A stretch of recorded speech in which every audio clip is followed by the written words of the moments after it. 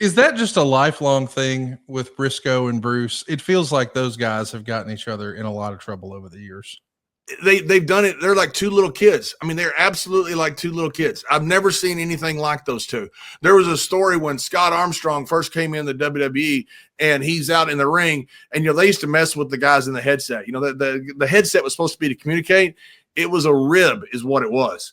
So Scott's out there in the ring, and he says, "Scott, this Brisco," and you can see Scott checking his earpiece. He goes, "Your fly's undone," and Scott goes. So you can see Scott kind of look around. He goes, "And you're on camera." He goes, "Just move your hand down real slowly and pull it up." He goes, "Nobody will notice."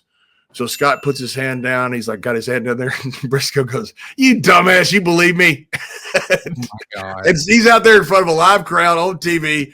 And then when Scott there's a guy gets in the corner. They've got this match going on. Brisco decides to tell Scott a story about Bullet Bob. He goes, "Hey, I remember the time, Scott, when Bullet Bob and he starts telling his story." I mean, and Bruce and him they were like little children back there. They had referees doing cartwheels. They had referees doing all this crazy shit during matches. Vince would come up and, the hell are these referees doing? And Bruce and Brisco would say, "No idea, Vince. They're just going to business for themselves." And, and so that night, Scott is coming in. He can't believe everything that's going on, how childish we can be backstage in WWE, which is the most fun part of WWE.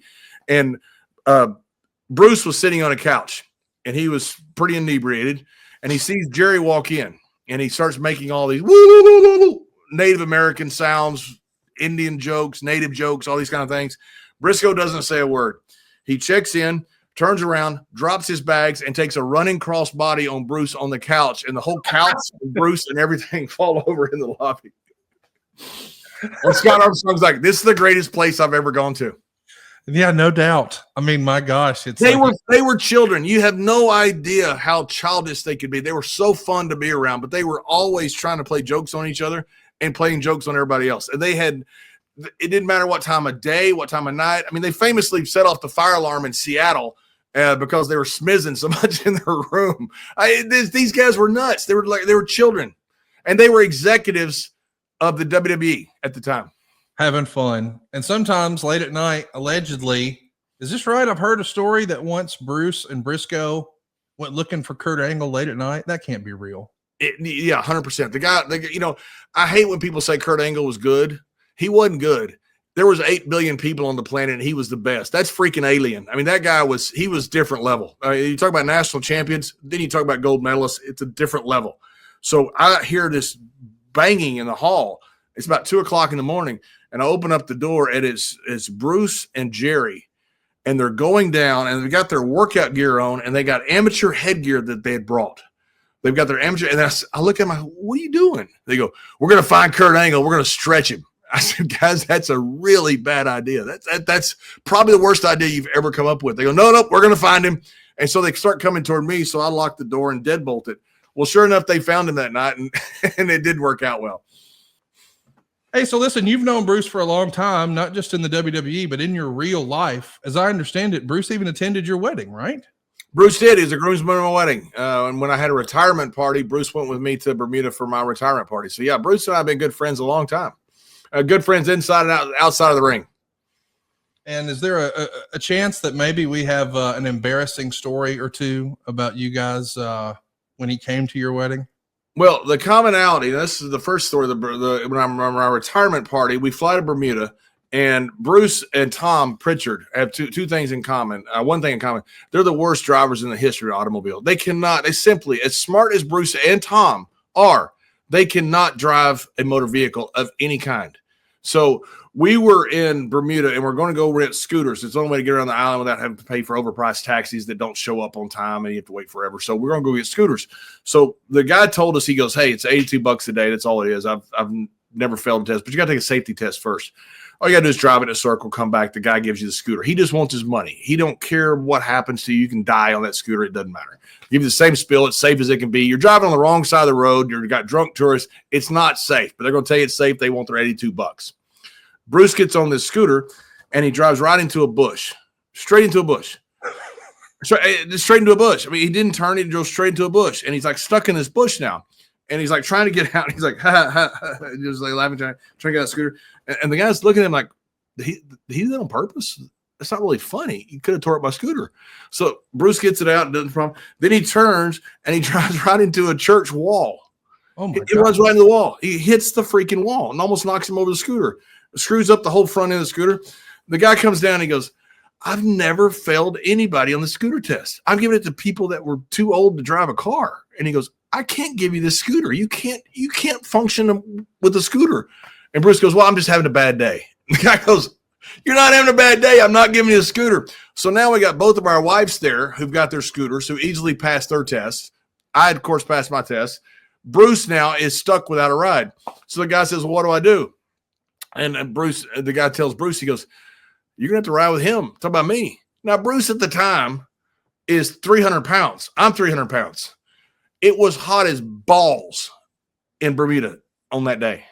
Bruce gets on the back of the scooter with me. Oh, and God. we ride around like Dumb and Dumber. That's the picture right there. That's us going.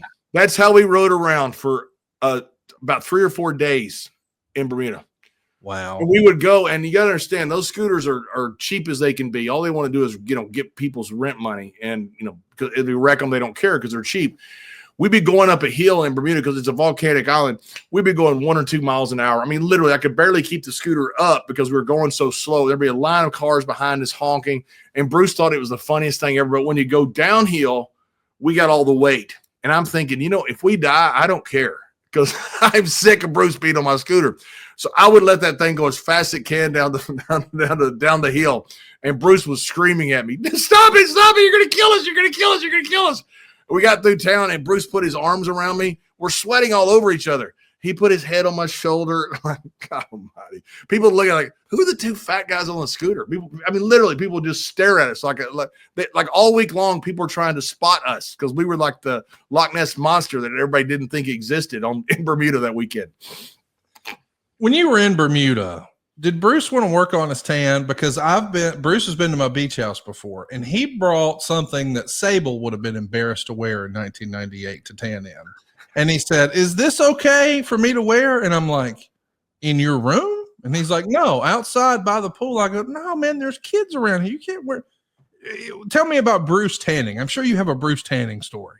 Of course I do.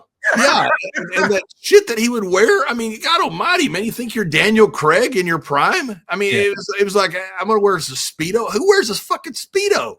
I mean, so Bruce, we're going to go golfing, and Bruce doesn't want to go golfing. And he doesn't have a way to get around because he can't get on a scooter by himself because he has no temporary license. So we see Bruce as we're leaving to go golfing, and he's in the ocean about 15, 20 feet out, and he's waving to us. He goes, hey, guys, I'll be right here when you get back. That's okay. So literally, we go golfing, which takes about 4 hours, had some drinks at the golf course. We're in a taxi, so we're not driving. So the taxi cab drives us back. We get back there, and there's Bruce in the exact same spot 5 hours later, 5 or 6 hours later. He has not moved. And when we see him, we go, you think he's moved? And he is as red as a tomato. I mean, he was just like a red bobber in the ocean. He has not moved. And so he goes, guys, come here. You got to see this. So we go down there in our golf shorts and our stuff. We take off our shoes. He goes, walk out here with me. So we walk out there with him, and we're up to our chest in water. He goes, watch this. He goes, I trained the guy to bring me drinks. And we said, you've what? He said, I've trained the waiter to bring me drinks. I said, you trained a waiter? He goes, yeah, watch. He goes, hey, we need drinks for everybody, doubles. The guy comes down, walks in the water to Bruce. Oh, gosh. Bruce is tipping. I don't know what Bruce is paying him with. He didn't have a wallet. He's in a Speedo in the ocean. And the guy gives us drinks. And I said, have you just been sitting here all day? He goes, yeah, I've got the guy trained. He goes, I just been going to the bathroom here. I said, I just stay here. I haven't moved all day long. It's the greatest thing ever. He goes, stay with me. By that night, his lip was so sunburned, it had swollen up like a football. So it was like this. He goes, hey, he had ice on it. He said, oh, I'm so sunburned. Yeah, that's our friend Bruce.